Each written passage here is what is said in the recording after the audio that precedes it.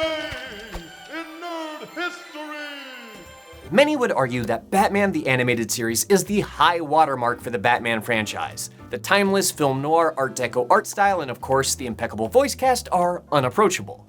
But what has made the series stand the test of time for the past 25 years are the compelling storylines, ostensibly for children, but compelling for all ages. Now, while the show didn't talk down to kids, it was still beholden to the network and its advertisers. But the limitations of broadcast standards and practices did not bog the show down. While the censorship may have stunted the impact in an episode here or there, there's an argument to be made that Batman the Animated Series rose above its limitations and was ultimately defined by its clever solutions.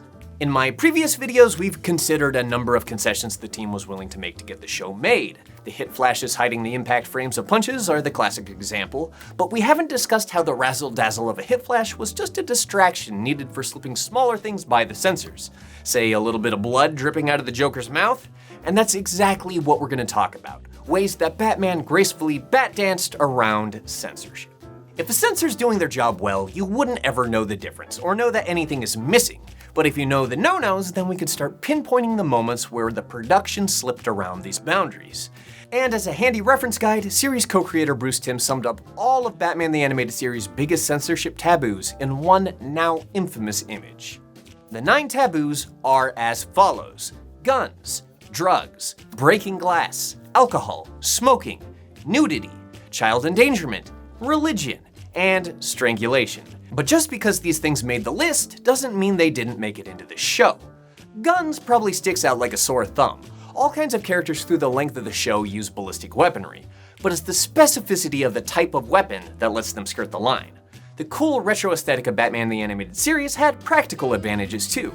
Kids looking to copycat the show aren't going to be finding Tommy guns in their parents' closets, unless their parents are Prohibition-era gangsters. This is the same reason why X-Men, Spider-Man, G.I. Joe, and my personal favorite horrible show SWAT Cats featured high-tech lasers in otherwise modern worlds. These 9 taboos aren't the end-all be-all of things that censors would ask to have removed. The great, albeit out-of-print, production book Batman Animated features a fascinating spread of the funniest and most ridiculous censor notes the team behind the show ever received.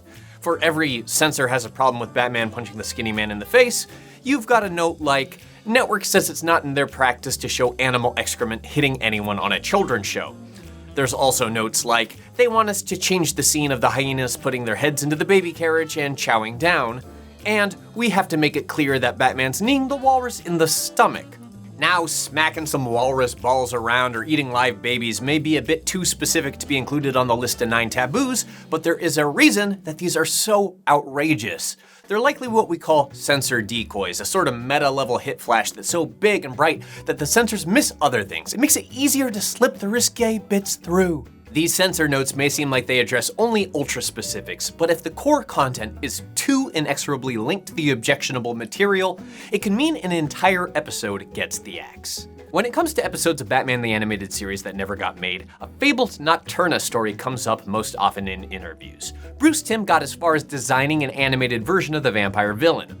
But according to producer Alan Burnett, the network was not okay with centering an episode of a kid's cartoon around consuming human blood. After all, what if a kid's parents have a bucket of blood in their closet? You don't want your kid drinking perfectly good human blood when you could be drinking it yourself.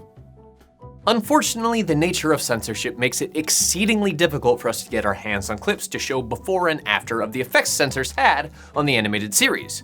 With the possible exception of the earlier mentioned scene where the bat's animal excrement slops on Alfred, the crew was usually stopped way in advance of spending money on something that wouldn't end up making it to broadcast. One big exception, stepping slightly out of the animated series, is Batman Beyond: Return of the Joker, a movie that went into production in the period of intense scrutiny following the 1999 Columbine school shooting. A terrific video by Watchtower Database, linked below, gives us a great rundown of all the things that changed. From newly bloodless faces to truncated fights to minor dialogue tweaks, aside from the expected, there was one other change that's so minimal that it's kind of hilarious. Should kids learn that even superheroes wear seatbelts? Probably not a bad idea, and it even works in canon. The spunky young Terry McGinnis might be believably rebellious and/or ignorant enough to not buckle up, but you could bet old Bruce Wayne would always practice car safety precautions. And if the kids are looking for a cartoon to emulate next time they strap into a futuristic hover jet, well, we've got that covered too. The biggest edit in the movie, however, is of course the demise of the titular supervillain. What was originally a brainwashed Robin killing his captor with his last ounce of sanity became instead an off-screen electrocution. The censored scene was undeniably less immediately grisly than watching the Joker be impaled by the flag of a prop gun, but some parts of the cleaned up version resulted in something even more disturbing than what was originally produced. You see, early on in the uncut edit, Joker murders a henchman named Bonk. This established Joker's menace while also setting up the deadly prop gun a twisted Robin would later use.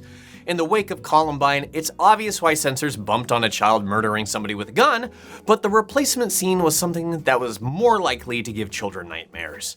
In much of Batman the Animated Series, exposing a character to Joker's toxic laughing gas was as close as the show could get to killing someone. As the producers admit, destroying a victim's psyche and leaving them in a wretched permanent smile is in some ways a fate worse than death. This censored version also adds in Bonk continuing to convulse horribly, where he's not present at all in the original version. It's actually not uncommon to see people profess their preference for many aspects of the censored version of Return of the Joker, and it's not hard to see why. In being forced to come up with new solutions, the production team was able to iterate and improve on their work. This isn't speculation either. In Vulture's great oral history of Batman the Animated Series, Bruce Timm and co-creator Eric Radomski suggested that there were multiple times that their frustrating fights with standards and practices raised the caliber of their show. Take, for instance, Robin's Reckoning, where the animators were once again barred from showing on-camera deaths, this time Dick Grayson's parents, a moment that's tantamount to the story of this character. But the production team's solution became an understated, impactful, classic moment. It leaves an impression, a lot like the Flying Graysons leaving an impression on the circus floor. As Radomski put it was something that you could have only dreamed of at that time in animation. To do for television, I think we as a team hit a home run with Robin's Reckoning. The Emmys agreed, giving Robin's Reckoning an award for Outstanding Animated Program. A similar story about another falling death comes from the DVD commentary of the episode Over the Edge. 5 minutes into the episode, Batgirl is knocked off a building and onto the hood of Commissioner Gordon's car, dying shortly thereafter. Timm recounts the battle with the network overshowing Batgirl land on the car, so their solution was to show the moment of impact from inside the vehicle. Timm notes that this is 20 times worse and so much more effective than the original framing, since you're seeing the death of Barbara Gordon from the perspective of her father. Censorship is something of a dirty word on the internet, but as we saw with Batman the Animated Series, in certain contexts, those hard lines can push creative work to even greater heights. But yeah, I'm still mad that we never got to see that bat shit on Alfred's shoulder.